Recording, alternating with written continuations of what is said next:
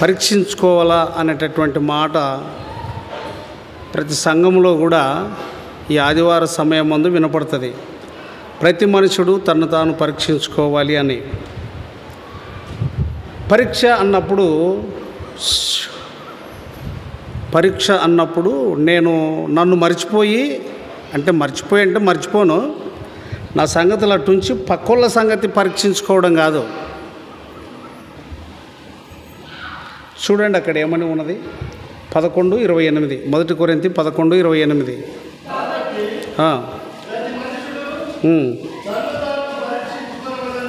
చాలు అక్కడ స్త్రీలమ్మ గమనించండి, చాలామంది ఇప్పుడే లేచి కూర్చున్నారు, అప్పుడే కళ్ళు కిటకిట తలుపులు, కిటారు తలుపులు ఎంత మూసినా ఏం కావు, సప్పుడుగాని తలుపులు పెట్టుకున్నారు.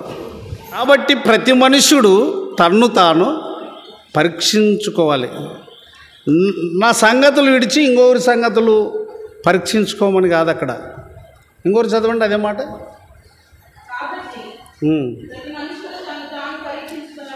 అక్కడ దాకా వినపడాలమ్మా చదివితే, చదువు గట్టిగా.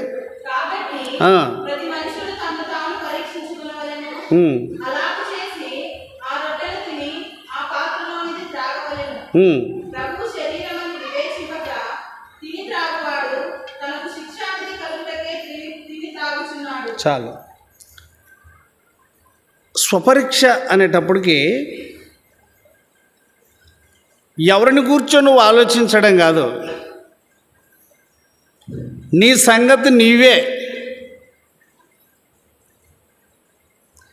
నాబాలు చేసిన తిరస్కారమునకు, నాబాలు చూపిన మూర్ఖత్వమునకు ఆయన సతీమణి, ఆయన ఇల్లాలు నాబాలు యొక్క భార్య అబీగయిలు, ఆమె ఏం చేసిందంటే నాబాలు మీద మోపకుండా, నేను ఈ సందర్భంలో ఎలా మాట్లాడితే, ఎలా ఒప్పుకుంటే దావీదు యొక్క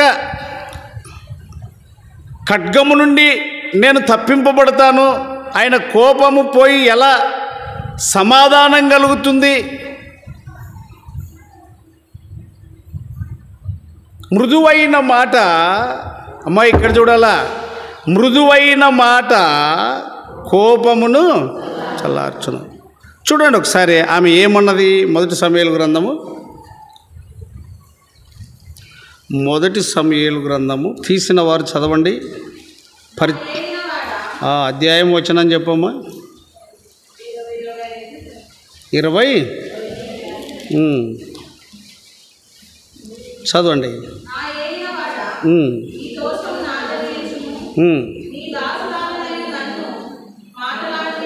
ఆగండి చాలు.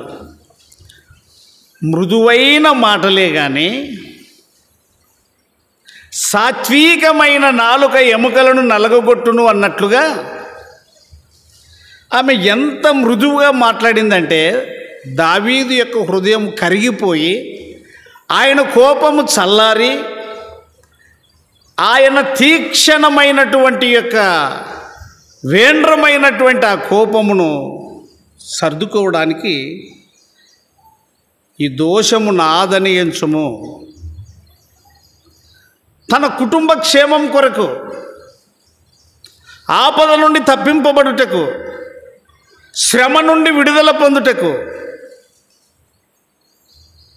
ఒకరు చేసిన తిరస్కారమును ఆమె మోసుకుంటుంది. మనం యెషయా గ్రంథం 53వ అధ్యాయం కనుక చూసినట్లయితే మన సమాధానార్థమైన శిక్ష ఆయన మీద. ఇప్పుడు నాబాలు యొక్క దోషం ఎవరు మోసుకుంటున్నారు? చెప్తున్నాం, మనము సమాధానం చెప్తున్నాం, మంచిదే. అయితే పరీక్షలో నిన్ను నీవు సరి చేసుకోవాలి. అందులోనే మరి ఒక విధంగా నీ కుటుంబ పరిస్థితిని కూడా నువ్వు అర్థం చేసుకోవాలి. పొద్దాస్తమానం నువ్వు ఎవరిని గురించి ఆలోచన చేసి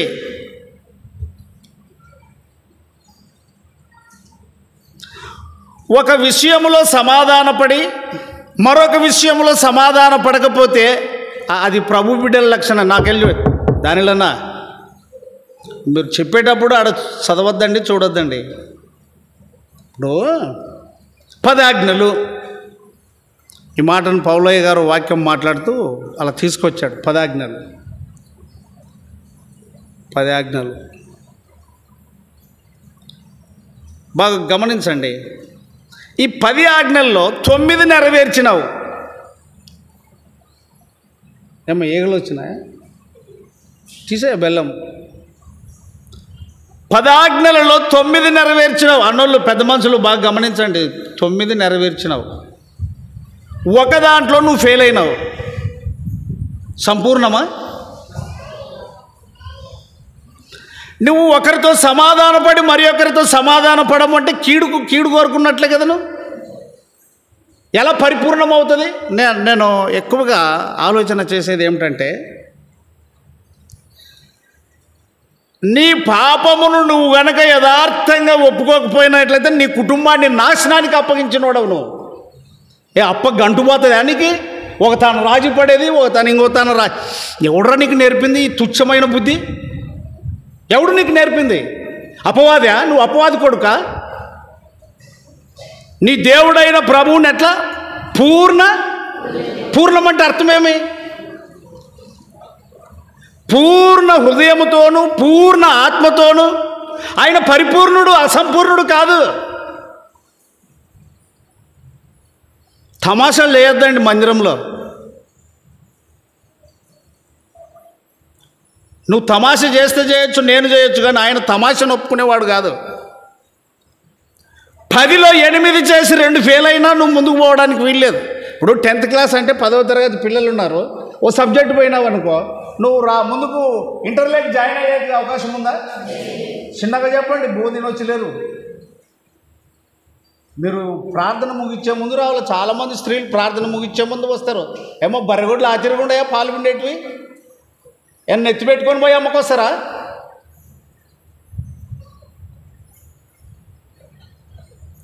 పదవ తరగతిలో ఒక్క సబ్జెక్ట్ పోయినావు అనుకో, ఇంటర్కి జాయిన్ అవుతారా? లేనా? ఎన్నిసార్లు? అరే లోకములు ఈ తరగతి విషయంలోనే, స్కూల్ విషయంలోనే చట్టం ఆ రీతిగా ఉంటే, రే నువ్వు ఇప్పటికే, నేను చెప్తున్నా, ఇప్పటికే నువ్వు సంఘంలో చాలా అభ్యంతరంగా ఉన్నావు.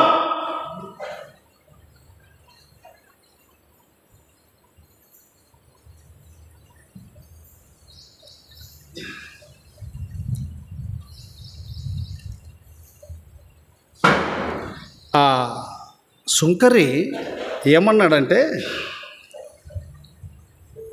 పరిపూర్ణంగా నేను పాపిని అని ఒప్పుకున్నాడు. అంతే. నేను చెప్తున్నా, నీ ఇంటికి శాపం తీసుకురావద్దయ్యా బాబు. అమ్మ, నీ ఇంటికి శాపం తేవద్దు. ఆకాను ఏం చేశాడు? తన ఇంటికే తెచ్చుకున్నాడు. ఆకాను ఇంటికే తెచ్చుకున్నాడు. సంఖ్యాకాండము 16వ అధ్యాయంలో కనుక చూడగలిగితే అక్కడ కుటుంబం ఉన్నది. చూడండి, ఎంతమందిని పురికొల్పాడు మోషే అహరోనులకు విరోధంగా. 16వ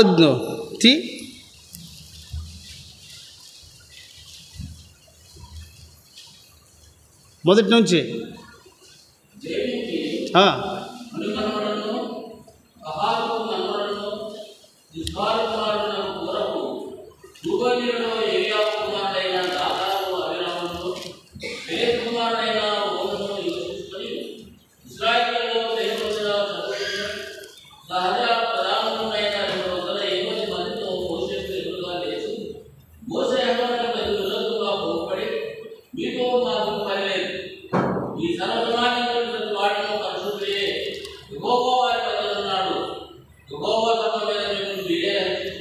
సరే, మీరు ఆ 16వ అధ్యాయం అంతాను చదువుకోండి. ప్రాముఖ్యంగా వాళ్ళకు ఎటువంటి మరణం వచ్చింది అని అంటే, మనం అదే 16వ అధ్యాయంలోనే 24 నుంచి రండి. కొద్దిగా గట్టిగా చదివాలి, చదవండి.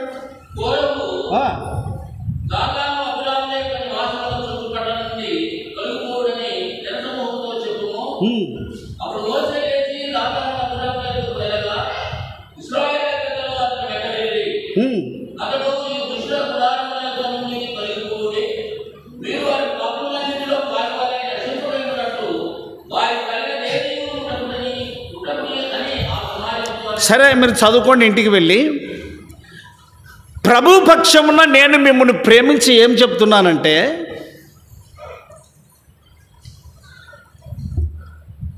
బోయోజు రూతమ్మ కుమార్తె పెద్ద పాప ఏంజలి జనరల్ ఆసుపత్రిలో 3 నెలలు ఉంది. ఆ పాప తలకాయ ఇట్లా నిలబడదు, చాలా సన్న వయసు, ఇట్లా నిలబడదు. నరం బుడికితే నరం ఇంజెక్షన్ వేయడానికి దొరుకుతుండలేదు. నేర్చుకునేటోళ్ళు రకరకాల వాళ్ళు వచ్చి కూర్చుతుండ్రి. ఆ 32 పడకల గది. ఆ పాప వాళ్ళు తెల్ల బట్టలలో కనబడితే క్యూమని ఏడుస్తుండే, అసలు ఒంటికి పోసుకుంటుండే అంత చిన్న పాప బట్టలలో. లాస్ట్కి అనుమానం వచ్చి డాక్టర్లు ఏమన్నారంటే, ఈ జబ్బు మీ ఇంట్లో ఎవరికైనా ఉండిందా? ఇప్పుడు కూడా మీరు ఎవరి పోయినా కూడా టీబీ ఒకరికి వచ్చిందనుకోండి, అది పరీక్షలో వచ్చిందనుకోండి, మీ ఇంట్లో ఎవరికైనా ఉండేనా అడగరా? క్యాన్సర్ ఉందనుకో, కుష్టి వ్యాధి ఉందనుకో, మీ ఇంట్లో ఎవరికైనా ఉందా? నేను ఎందుకు ఈ రూల్లో మీకు తీసుకొని వచ్చాను పాయింట్ అనంటే, అది ఎంత ప్రాముఖ్యంగా డాక్టర్లు అడుగుతారో, నీ పాప దోషము నీ పిల్లలకు వస్తుంది అని నేను చెప్తున్నా.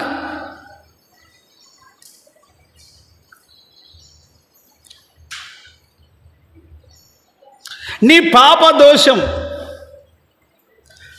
ఆకాను ఆశించి తీసుకొని గుడారము, తాడు, మేకు, మేకలు, పిల్లలు మొత్తము ఆకాను చేసిన పాపానికి కుటుంబమే. నీకు ఇష్టమా అది? నీకు ఇష్టమా అది?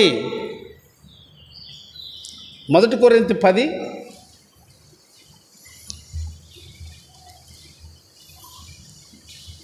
పరీక్షించుకోండి అని అంటే, మొండికి నన్ను రాత్రి చెప్పాను కుక్క సంగతి. గుంతలో పండుకొని ఏమంటుంటుంది అది? ఏం చేయలేదు, ఏం చేయలేదు, మళ్ళీ పండ్లన్నీ చూపిస్తుంది అది. అది సింగారమా నీకు? చూడు 1 కొరింథీ 10:33 చదువు.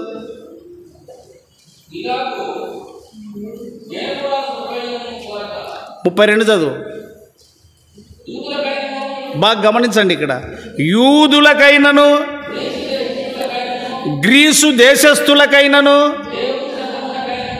దేవుని సంగమునకైనను చాలా మెలకువ కలిగింది దేవుని మార్గం. ఆడపిల్లలకు కూడా చెప్తున్నాను, అమ్మా నాకు 70 ఏళ్ళు 80 ఏళ్ళు ఉన్నా ఏం పర్వాలేదు అని నువ్వు అనుకుంటే అనుకోవచ్చు, సరిపోతుందో కానీ నీ వయసును బట్టి ప్రభు ప్రేమించి ఇచ్చాడు కాబట్టి చాలా జాగ్రత్త నీ పిల్లల విషయం. దేవుని సంగమునకైనను యూదులకైనను హెలేనీయులకైనను ఏమి కలగజేయకుడి. నీ నుండి అభ్యంతరము ఎవరైనా అభ్యంతరం పడుతున్నారేమో, నువ్వు చేసే పని నుంచి ఆగు, విరమించుకో. పనిని ఎందుకు జడగొడతాను? మందిరానికి రా, బలలో పాల్పొందు, కానీ ఎక్కడ నీ నుంచి అభ్యంతరం వస్తుందో అక్కడ ఆగు. ఆ 33వ వచనంలో అదేనది, అనేకులు రక్షణ పొందాలని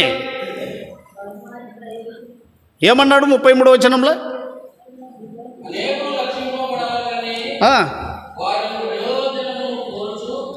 ఇక్కడ ఒక మాట స్వప్రయోజనం అనే మాట లేదు అక్కడ. చదువు మరి. ఆగండి. సంఘాలలో ఇమేజ్ ఏముంటుందంటే, ఇజ్జత్ ఏముంటుందంటే, ఓయ్ ఇమేజ్ ఏముంటుందనంటే, అంత తెలిసినా కూడా తన సంగతి తనకు తెలిసినా కూడా పక్కకు తట్టుకోవడానికి మర్యాద లేనోన్ని అయితేనే, మర్యాద లేని దాన్ని అయితేనే బతుకుల కొంపకు నాశనం తెచ్చుకుంటావు.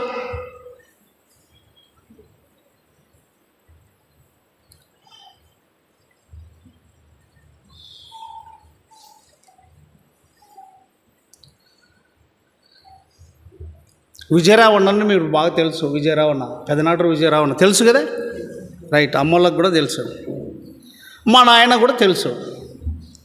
విజయరావణ మోసయ్య శిష్యుడు. మీకు అర్థమయ్యే చెప్తా. మా నాయన గురువు, ఆయన అట్లా చెప్పుకునేవాడు. ఆర్మన్పేట మా నాయన దగ్గర నేర్చుకున్నాడు. చాలాసార్లు మా నాయనను విజయరావణను పోల్చుకునేవాడిని అని చెప్తా. రాత్రి కూడా చెప్పాను, ఇప్పుడు చెప్తున్నా. మా నాయన రెండు చేసేటోడు, ఇటు వాక్యం చెప్పేటోడు, అటు డ్రామా నేర్పేటోడు. విజయరావణ వాక్యం చెప్పలే, డ్రామా ఒకటే నేర్పేవాడు. ఒక కొడుకు సేవకుడు, ఆయన పెద్ద కొడుకు యోనాతాను సేవకుడు, అతడు విదేశాలు తిరుగుతున్నాడు. ఓ పాప నర్సు, ఒక కొడుకు టీచర్. మా ఇంట్లో దరిద్రులు. నేను ఎందుకు చెప్తున్నాను ఇంతగా? తండ్రి చేసిన దోషము పిల్లలకు తప్పకొస్తుంది.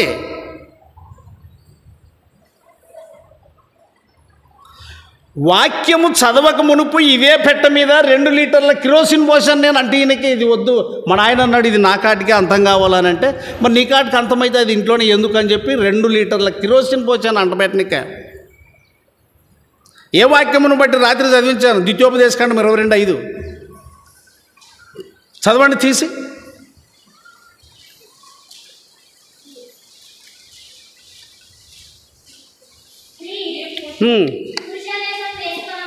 స్త్రీ ఏ వేషము?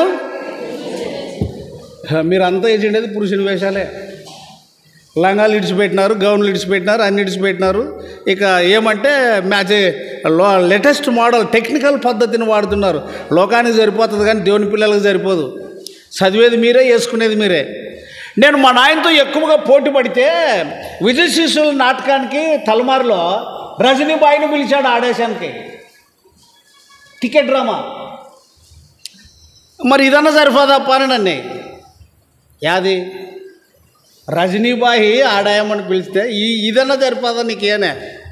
ఆడాయమ్మకు ఆడాసమే కదా అని. నేను కథలు వంకరలు ఎంటుకు బుడుకుతావు. నేను నా తండ్రిని అవమానపరచాలని కాదు, ఆయన చేసిన పనిని బట్టి ఆయన క్షమాపణ అడిగాడు. ప్రభు ఇది నా కడుపు కూటు కొరకే అని కూడా ఒప్పుకున్నాడు. ఏది ఏమైనా క్షేమం ఉండదు. ఇప్పుడు దావీదు పాపము క్షమింపబడ్డది, కుటుంబం ఏమైంది? ఒక్కడు నెమ్మది లేదే. నీకు కావాలని అట్లా వెంటనే మా అమ్మ ఓ దుప్పటి తెచ్చి పారేసి దాన్ని కాపాడింది. 100 సంవత్సరాలు దానికి. నేను ఎందుకు ఇంత ఓపెన్గా మాట్లాడుతున్నాను? తండ్రిని అవమానపరిచేది నాకు ఇష్టమా? కుటుంబమును బయటేసుకునేది నాకు ఇష్టమా? స్త్రీ పురుష వేషం వేసుకోకూడదు. చదవండి, మా అక్కోళ్ళే చదువుతారు. చదవండి అక్క. ఇంకేంటి చదువుతారు? ఒక ఏడు పడినాక అయిపోయా. ఇక చూడండి నా వైపు. మనం దేవుని పిల్లలు తీరే ఉండాల. లోకం తీరు మురనికి అవకాశం లేదు. మన ఆయన ఎవరిని పిలిచాడో ఆడేశం అంటే రజనీబాయిని పిలిచాడు.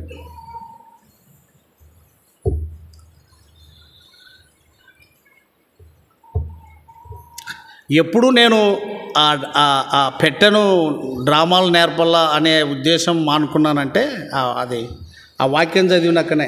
ద్వితీయోపదేశకాండం 22 చదవండి, 5 వచనం చదవండి.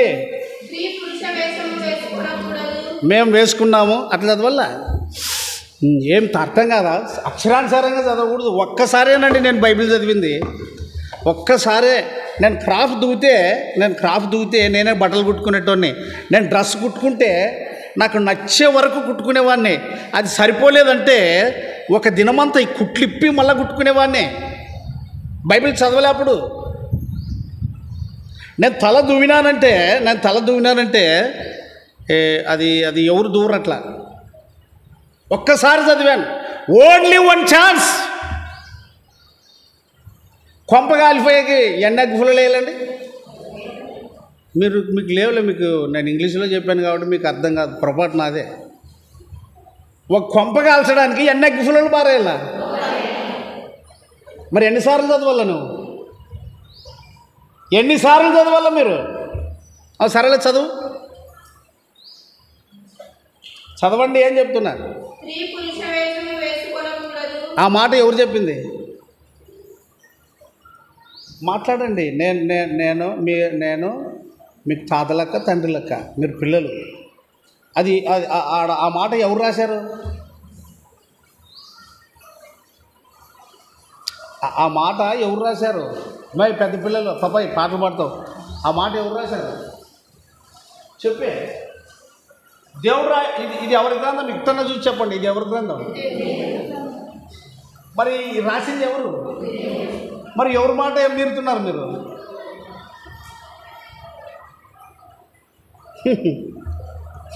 స్త్రీ పురుషుని వేషం వేయకూడదు, పురుషుడు వేయకూడదు. ఇంకా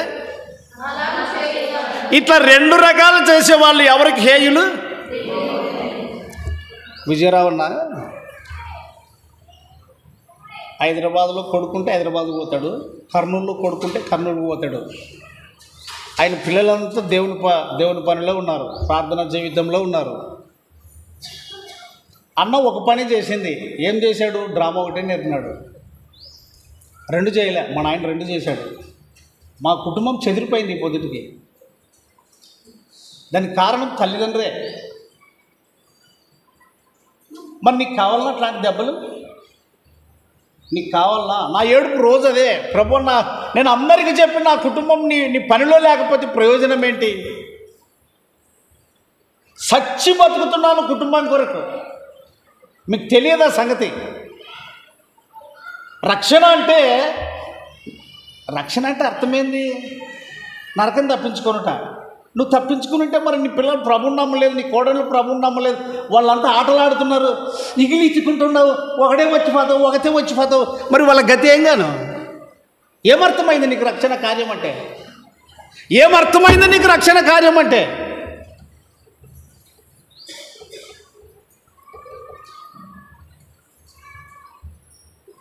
దానినే ఇంత గొప్ప రక్షణ అన్నాడు.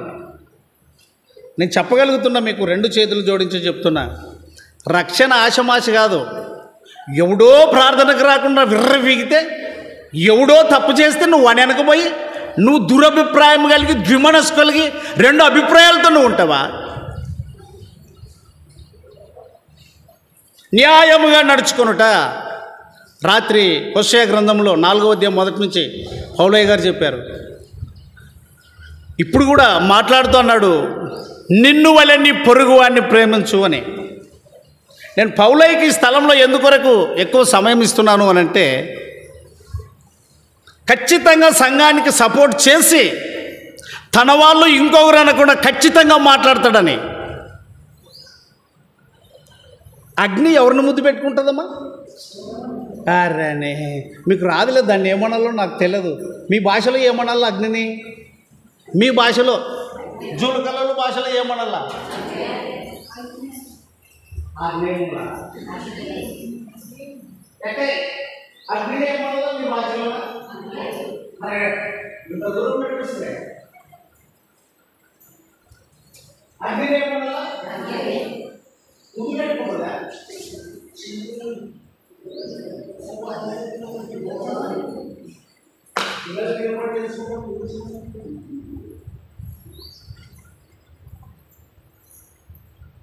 అగ్ని భాష సంబంధమైన అగ్ని, ప్రకృతి సంబంధమైన అగ్ని ఎవరిని ముద్దు పెట్టుకోకపోతే ఆదామును ముద్దు పెట్టుకున్నాడా దేవుడు? నా హృదయానుసారి అన్నాడు దావీదుని. ముద్దు పెట్టుకున్నాడా? నీ ఇంటి వారి మూలంగానే నీకు అపాయం ముట్టిస్తాను. అందుకొరికి 133వ కీర్తన రాశాడు ఆయన. సహోదరుల ఐక్యత కలిగి నివసించుట ఎంత మేలు. ఆయన కొడుకులు వీడు తప్పు చేస్తే ఏమన్నికలే, వాడు తప్పు చేస్తే ఏమన్నికలే. నువ్వు బలహీనుడు అయినందుకు, నువ్వు వీక్నెస్.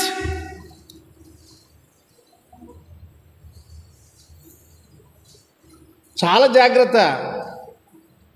ఇంక వాళ్ళెంబడే పోతారు, ప్రార్థనకు రాని వాళ్ళెంబడే పోతారు. వాడు ఎట్ట మాట్లాడితే వానెంబడే పోతావు, సపోర్ట్ చేస్తావు నువ్వు. అర్థమైందా నీకేమన్నా? యూదా ఇస్కరియోతుని గురించి ఏం రాయబడ్డదంటే, అతడు పుట్టకుండా ఉంటేనే మేలు. చివరికి నేను ఒక మాట అంటున్నా దేవుని దగ్గర, నన్ను పుట్టకుండా ఉంటే పుట్టిమని వింటున్నాను. నీకు ఆ ఘర్షణ లేదంటే, ఆ పోరాటం లేదు అని అంటే ఎలా రక్షణ పొందావు? ఎలా రక్షింపబడ్డావు?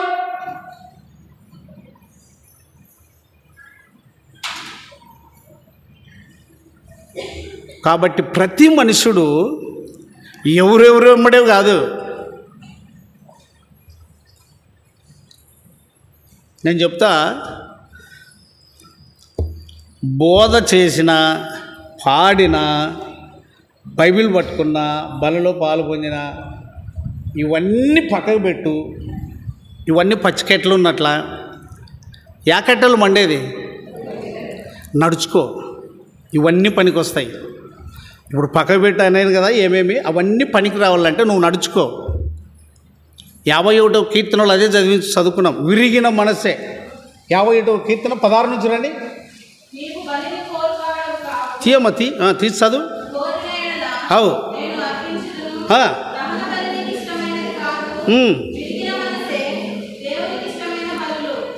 ఏ మనస్సు అమ్మా? ఏ మనస్సు?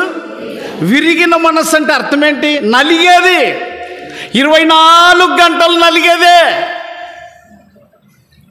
ఇక్కడ ఒక సహోదరుడు ఉన్నాడు, యవనస్తుడు. అప్పుడప్పుడు వస్తాడు, శేష అనిపించుకునేదేనా, శేష తినిపించుకునేదేనా అని మాట్లాడతాడు.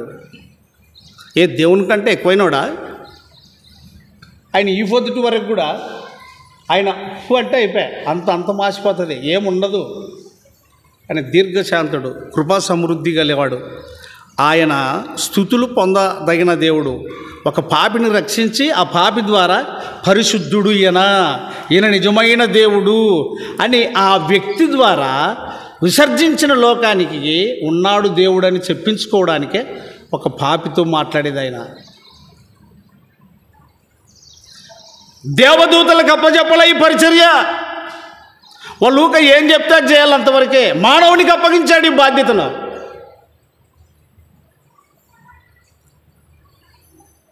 సత్యమును గురించి మాట్లాడుటకు పరిశుద్ధాత్మ మానవుని ఒప్పిస్తుంది ఒక పాపిని. కనుక నేను చెప్పగలుగుతున్న మాట గుర్తుపెట్టుకోండి. ముందు నీ కుటుంబ విషయం చూడి.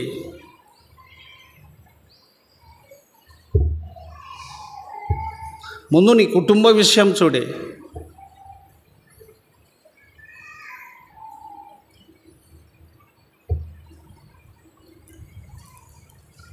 నీ పిల్లలు మందిరానికి రాలేదంటే నేనే కారణం.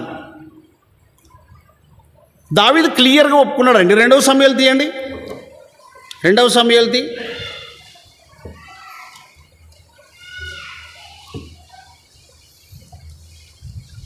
చివరి అధ్యాయము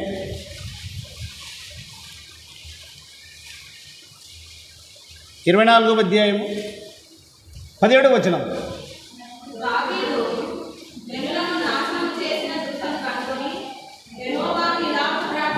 ఏమని?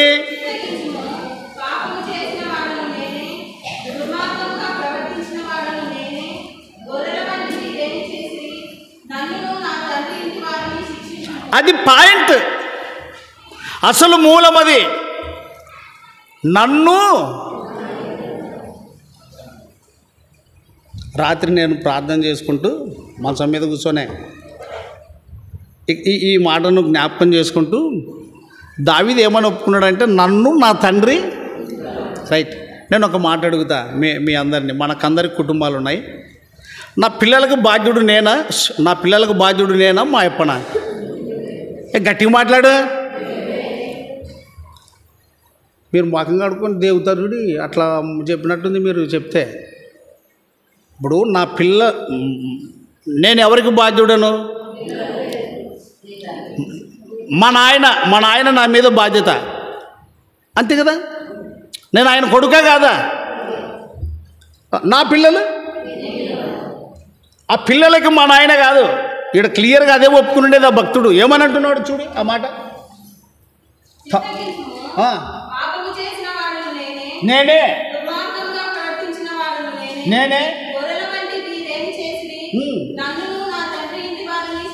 ఎవరెవరిని శిక్షించమని అడుగుతున్నాడు. నేనైతే రాత్రి అన్నాను, ప్రభా మా అప్ప మీద మా అమ్మ మీద మోపని దోషము. ఈ పిల్లలు నా పిల్లలే కాబట్టి వాళ్ళు నీ పిల్లలు కావాలి. వాళ్ళు మారలేదంటే ఈ దోషము నాదే. ఎన్నిసార్లు ఏడ్చినావు ఈ బతుకు, ఈ కూత ఎన్నిసార్లు బతికినావు దేవుని సన్నిధిలో? ఉందా నీకు భయం? లేవుడూడా. ఎవడో అన్నాడంటే వాట్సాప్లో చూసుకుంటా ఇమ్మాను అప్పుడప్పుడు చాలా యాసగా మాట్లాడతాడు కదా. బండి గుంజి ఎప్పుడండి పట్టుకునేది? అరే బండి గుంజ తీసుకునేది ఎప్పుడండి? ఎద్దుని ఎవడన్నా బండి గుంజతో కొడతాడా? పెండాలను కొట్టిన వాళ్ళు లేరా? బండి గుంజతో కొడితే కూడా నేను ఎదురే మాట్లాడేదంటే ఇంకేం చేయాల? అట్లా అమ్మోళ్ళు లేరా? ఇక్కడ ఈ బండ్లు లేవు, ఏ బండి గుంజలు లేవులే, దండుగుండా బయట. దేవుని కోపానికి గురి కావద్దండి. పౌలయ్య ఇప్పుడు మాట్లాడుతూ ఏమన్నాడంటే, యుగాంతమందున్న మనకు ఏమి కలుగుటకు రాయబడింది?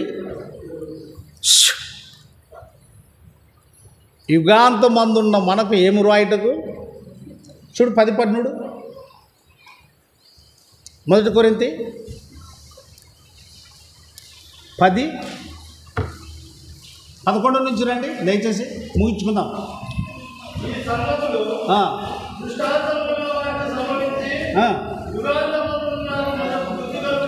యుగాంతమందున్న మనకు ఏమి కలుగుటకై? ఇప్పుడే అర్ధగంట ముందు పౌలయ్య గారు మాట్లాడాడు ఈ మాట. బుద్ధి కలుగుటకండి. ఆకాను యొక్క సంగతి ఈడ వివరించి రాపించాడు అంటే నీకు నాకు బుద్ధి కలుగుటకు. గెహాజీ యొక్క సంగతి ఇందులో వివరించి రాశాడు అంటే నీకు మనకు బుద్ధి కలుగుటకు.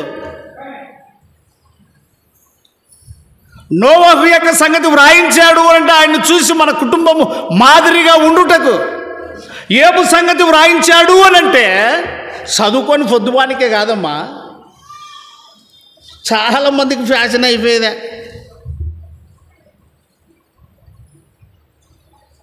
ఎవరితో మాట్లాడలే, సువాసన సెంటు సెంటు సెంటు సెంటు అత్తరు సెంటు సెంటు అత్తరు సెంటు. నువ్వు ఎంత దాపెట్టుకుంటే ఉంటుందండి అది. అని సెంటు కొట్టుకున్నావు, దుప్పటి కప్పని తిరిగితే ఆ వాసన పోదా బయట. వాళ్ళ బట్ట వేసుకుని మంచి నువ్వు సెంటు కప్పుకునేవా, దుప్పటి కప్పుకునేవా, ఆ వాసన బాగా. క్రీస్తు వాసన అంతకు శక్తి కలిగింది. అందుకొరకే మిమ్మల్ని ప్రేమించి పరిమళ వాసనగా ఉండుటకు అని.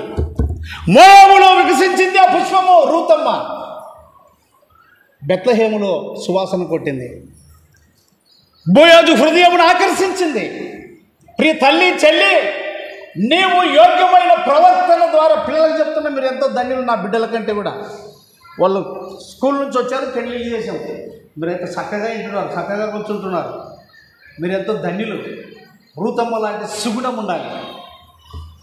అందుకొరకే ఆ భక్తుడు దాన్ని అట్లా రాసింది, సుగుణాల సంపన్నుడా స్తుతిగానాల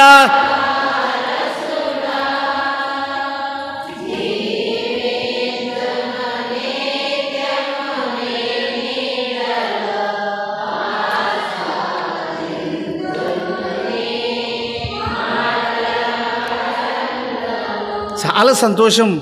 గిట్ల పాడితేనే ఇంత సంతోషం ఉండే, ఇంకా కొంచెం గట్టిగా పాడితే ఎంత ఉంటుంది? సుగుణాల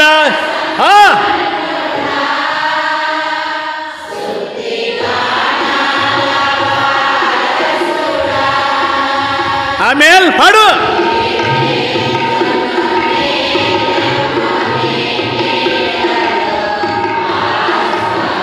తాను ఎక్కడికి పోవాలో ఎరగక అబ్రహాము ప్రయాణమైనట్లు ఎరుగని ప్రజల మధ్యకు రూతమ్మ ఎలా వచ్చిందనంటే, కట్టుబట్టలు, విలువైన బట్టలు కాదు, ఆభరణముల చేత రాలేదు ఆమె. ఆమె సత్క్రియలు, యోగ్యమైన క్రియలు, ప్రభువుకి ఇష్టమైన క్రియలు. వాస్తవంగా వాళ్ళు యువతలకు రాకూడదు, మోయోబీలు ఇక్కడికి రాకూడదు, ఇల్లు అక్కడికి పోకూడదు. ఎక్కడ మాట? ద్వితీయోపదేశకాండం 28వ అధ్యాయం చూడండి. ఉండండి, 20 చెప్పాను కదా, చూద్దాం కొంచెం రెఫరెన్స్ తప్పు చెప్పాను.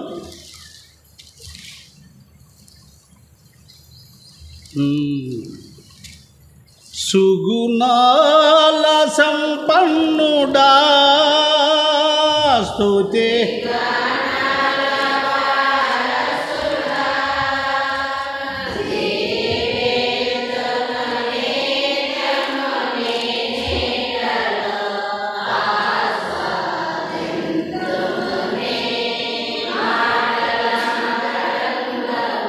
కరెక్ట్గా చెప్పాను. ద్వితీయోపదేశకాండం 23వ అధ్యాయము 3వ వచనం.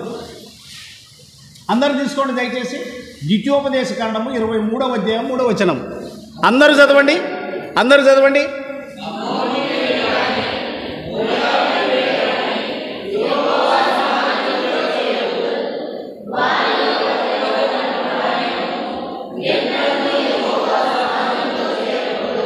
ఆగుదాం, మీరు బాగా పెన్ను ఉంటే రౌండ్ పెట్టుకోండి, అట్లా ఉన్నాయి.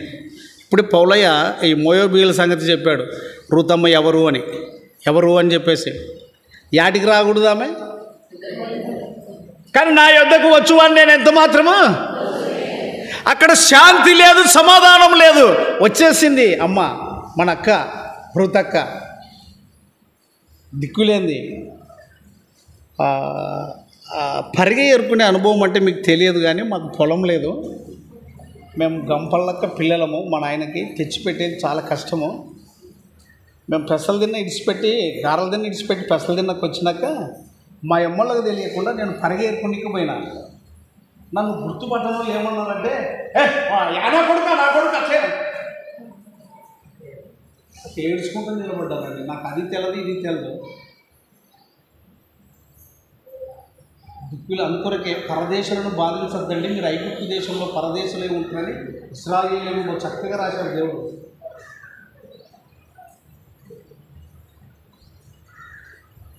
పరిగె ఏరుకుంటూ అత్త మాటనే వినింది, బోయోజు మాటనే వినింది, అద్దు దాటిపోలేదు. అందుకు ఆమె యోగ్యురాలుగా గ్రంథంలో రాయబడింది. బోయోజు క్రీస్తుకు సాదృశ్యం, ఈమె సంఘ విశ్వాసకు సాదృశ్యం, ఆ పొలం అంతా సంఘానికి సాదృశ్యం. పొలం దాటిపోలేదు ఆమె. బోయోజును ఆకర్షించిన ఆమె గుణాలు, ఆమె యోగ్యమైన జీవితం. నేను చెప్పగలుగుతున్నా మీకు ఒకటే, జూలకల్లు సంఘమా, అమ్మోళ్ళకు చెప్తున్నాగా 2 చేతులు జోడించి, లేటెస్ట్ మోడల్ టెక్నికల్ పద్ధతి వాడొద్దండి.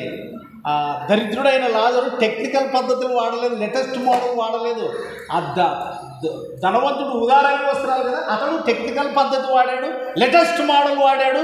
ఆడపోయి కేకలు ఎత్తున్నాడు, తండ్రి వైనా తండ్రి భూ పెట్టినావా, భూ పెట్టినావా, నీళ్ళు ఇచ్చినావా, తండ్రి వైనా అబ్రహామా.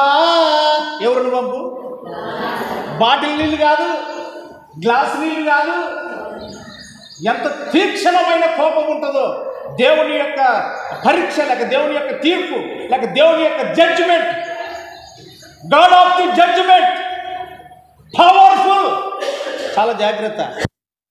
ఈ హాట్ ఇడ్లీ సాంబార్ తీరు ఇప్పుడు కాసేపు ఉంటే ఇంకా అంత ఇంకా అంత జడ్జిగా ఎంటకి తిరబోసుకొని ఆ చెట్టులోనూ కర్నూలు కన్నా పోయి ఆ ఏదైనా పోగా నా మాట ఉత్తది అయితే పౌలయ్య వచ్చి చూసుకున్నాడా, అడగండి ఇది నిజమేనా సార్ చెప్పారు. ఇట్లనే పోసుకునేది, ఇట్లనే పోసుకునేది. టీవీలో పాటలు వస్తాయి, కొంగులే ముసుగులే, అంత దేవకానికి వెళ్తే ఎవడినా నా పాటలు నేనైతే పెట్టుకున్నాను. స్త్రీ తల మీద ఏం వేసుకోవాలా, అది విధేయత. నన్ను కొన్ని చోట్ల ప్రశ్నించారు, ఎవరి మంచిని పిలిచింది అని.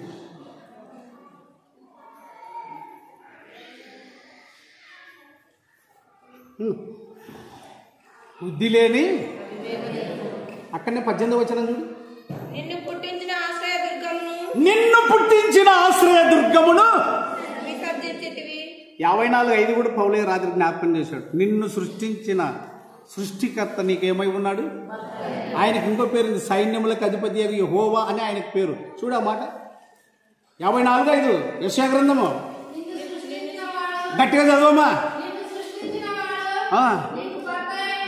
ఆది తల్లి నన్ను ఒకనాడు చూపించిన చేసిన, ఇప్పుడు కూడా ఇంకా కొంతమంది ఆడపిల్లలు అది సర్కస్లో వేసినట్ల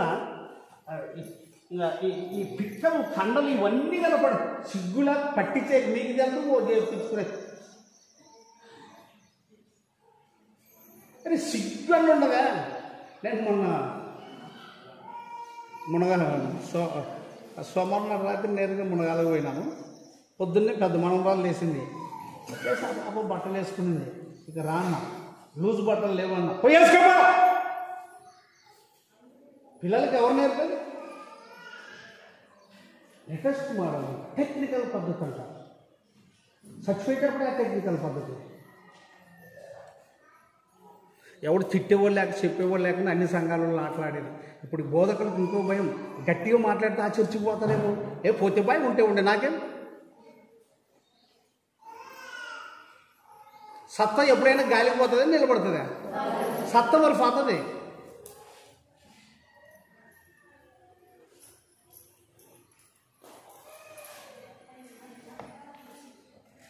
సరే, పరీక్షించుకోండి.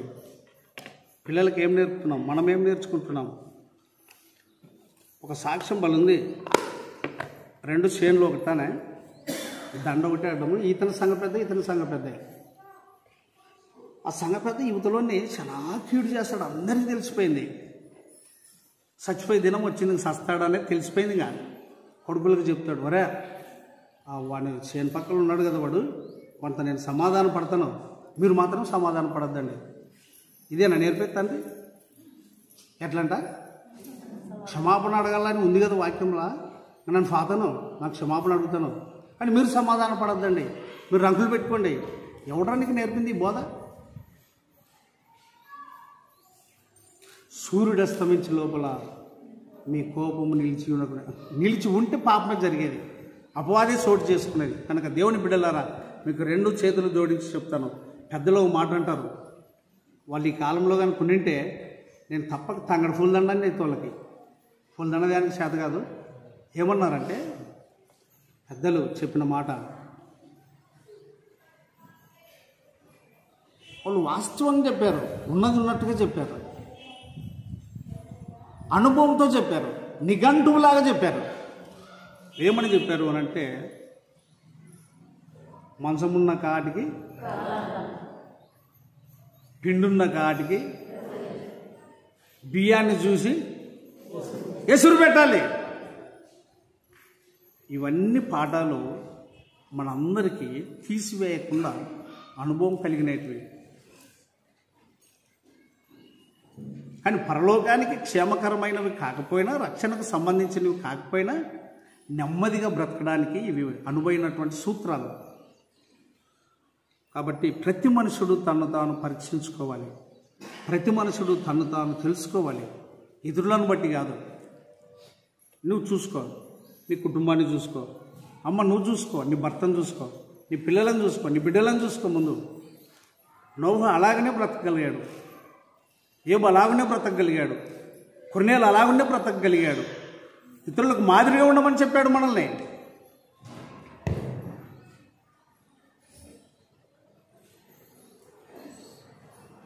ఏం మురిసేది చేతగా కదా నాకు మురిసేది చేత కదా దాని నాకు మురిసేది చేత కదా. ఏం చెప్పవు? మురలేనా అనవద్దనా? నన్ను మురసలేనా? ఎర్ర తెచ్చుకుంటే పాప తీరేనా? కాబట్టి ఇది బతుకు కుక్క శవముతో సమమే. బైబిల్ ఒక్కసారేనమ్మా, చిన్నపిల్లలకు చెప్తున్నా, ఒక్కసారే నా హృదయంలోనికి వచ్చింది. ఇంకా అది పోలే, మండుతూనే ఉంది. నీ హృదయంలో కూడా మండాలి. అది 2 ముక్కలే కావచ్చు. నువ్వు తప్పొప్పులు చదువుతావో ఎట్ట చదువుతావో, అర్థమైన కాటికైనా అది నీ హృదయంలో మండాలి. బలిపీఠము మీద అగ్ని మండుచు ఉండాలి, నీ హృదయంలో సత్యం మండాలి. లేవేకాండం 6:12 చూడు ఏముంది.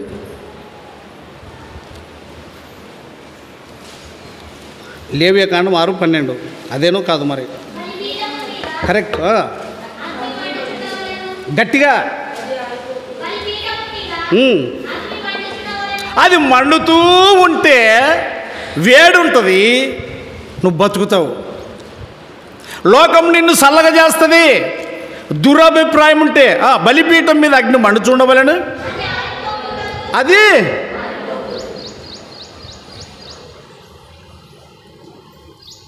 లూకా 12:30 చూడండి. పోవాలి ఈ పాటికి.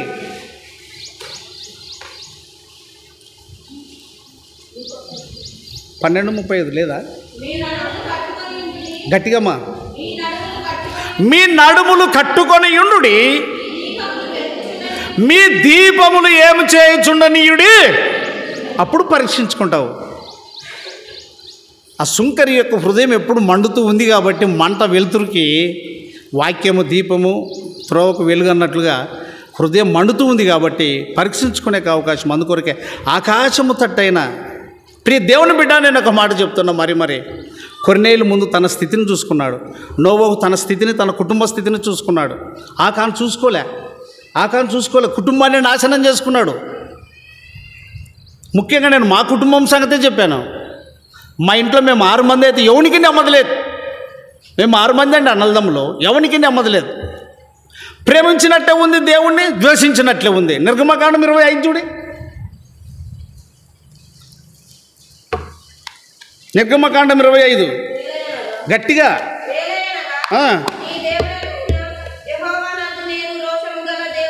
యా దేవుడను, ఇంకా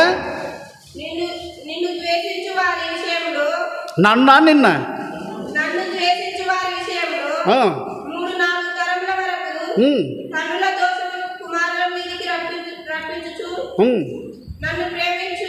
అటు కాదు అన్న.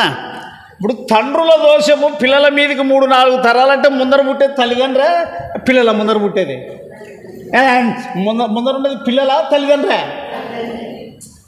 చాలా జాగ్రత్త. యేసయ్య కృపను బట్టి ఆయన పాదాల దగ్గర అట్లా ఎంత గాలి కొట్టినా కానీ అట్లా దీపానికి అట్లా పెట్టరు, చెయ్యి ఇట్లా తిప్పురా అది ఇటు పట్టుకోరా అన్నట్టు దీపానికి కొన్ని గుడిసెన్లు బొర్రలు అప్పుడు కాలంలో సరిగా ఉండేటివి కాదు. గాలి ఇట్లా పెడితే అట్లా పోయేది బర్రన. దీపం ఇట్లా పెట్టు, చెయ్యి పెట్టు అన్నట్లా నా బ్రతుకుని వాక్యంతో అట్లే యేసయ్య కాలకాడ మినుకు అనుకుంటున్నాను. కాబట్టి ఎన్ని అలలు ఎన్ని తుఫానులు వచ్చినా వాక్యం బ్రతికిస్తూ ఆదరిస్తూ ఉన్నది. 5 మంది ఉన్నారు, నేనే సావుకారుని కాదు, 5 మంది ఉన్నారు నా తమ్ముళ్ళని. మీది ఎట్లెత్తుందప్ప అని అడిగి రాపండి, గీడ పొలకల్లా అడిగి రాపండి. చాలా జాగ్రత్త. తల్లిదండ్రులైన వారు మీ పిల్లల మీద తీసుకురావద్దు. నీ దోషం నీ పిల్లల మీదకి. ఇంకోటి చదవండి ఆ మాట, 5వ.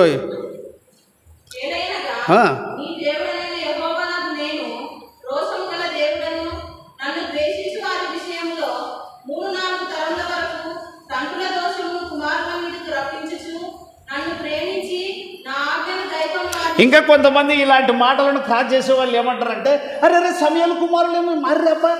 ఇంకో బోధకుడు, ఎవడరా ఈ టైంలో నిన్ను మాట్లాడమనేది? మండేమంటకి అగ్నిలేస్తామను ఏం పోయాలో మండేమంటకి ఏలే కుమారులు మారిరా. ఇట్లాంటి తప్పుడు ఉపాయాలు బుడుకుతారు.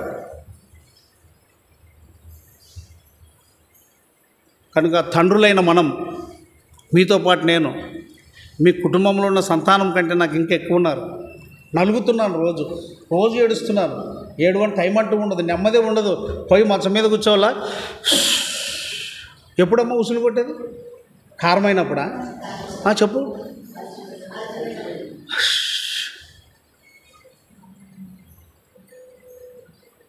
ఆ ప్రార్థన చేసేటప్పుడు ఆ ఘాటైన మాటలు వస్తుంటే ఈ పాప అన్నది శ్యామలాడగా లే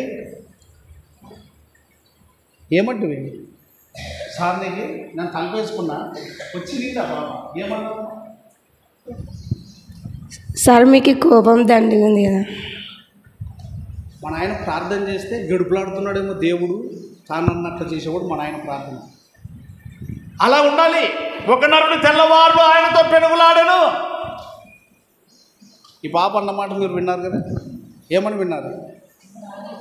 మళ్ళీ చెప్పు. సార్ మీకు కోపం దండిగా ఉంది కదా. అట్లా వస్తుంది ఉక్రోషం ప్రార్థనలో. అందుకొరకే అది పట్టలేకనే అబ్నేరుని ఏమనిండేదంటే, దావీదు నువ్వు మగవాడవు కాదా అని మాట్లాడాడు. వాక్యము యొక్క శక్తి, దేవుని యొక్క పవర్ నీ హృదయంలో ఉండగలిగితే ముందు నీ కుటుంబం రక్షణ పొందేటందుకు నడుము కట్టుకొని మాట్లాడతావు. చిన్న కొడుకు తన్నని, పెద్ద కోళ్ళి తన్నని, ఇంకొక కోళ్ళి తన్నని, వాళ్ళ యొక్క రక్షణ అనుభవం కొరకు నువ్వు నలిగిపోవాలి.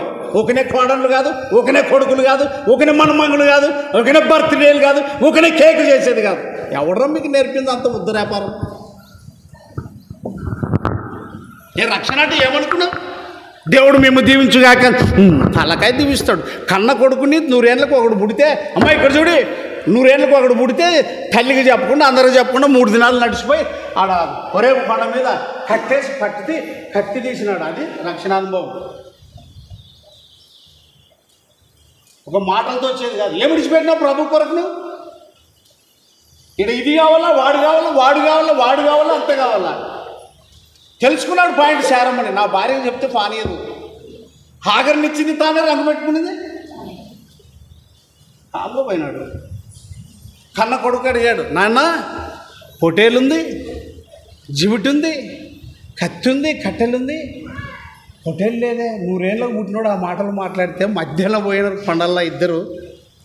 తండ్రికి ఎట్లుండాలా, ఎంత కనికరం రావాలా. నేను అనుకుంటాను, ఏ కనికరమా, ప్లీజ్ గెట్ అవుట్, నువ్వు అవతలకు పోతే నేను దేవుని చిత్తాన్ని నెరవేర్చాలి. చాలా నష్టపోవాలి మనం, చాలా కన్నీరు గార్చాలి మనం, రొమ్ము కొట్టుకోవాలి మనం, ప్రలాపించాలి మనం మన కుటుంబం కొరకు. మన కుటుంబం మీదనే చిత్తశుద్ధి లేదే, ఇక సువార్త ఏం చేస్తావన్నా? ఏం చేస్తావక్క? నీ కుటుంబాన్ని గాలికి వదిలిపెట్టినవరా నువ్వు కథలు చెప్తే కుదిరేది కాదు.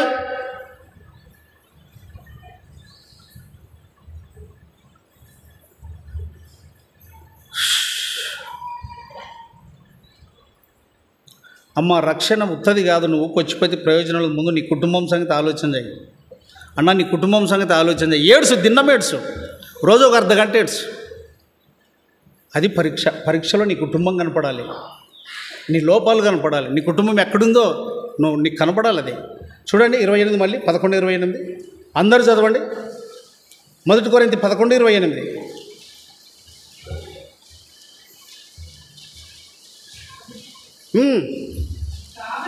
అందరూ గట్టిగా అదే వచనమే.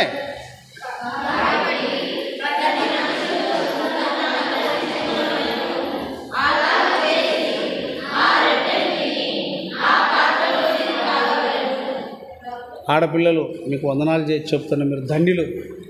వాక్యం చేత మలచబడండి, వాక్యానికి లోబడండి. దేవుని దీవెనలు శారమ్మ తీరు, రూతమ్మ తీరు, రిబుకా వలె, రాహేలు వలె మీరు గొప్ప నారీమణులు కండి.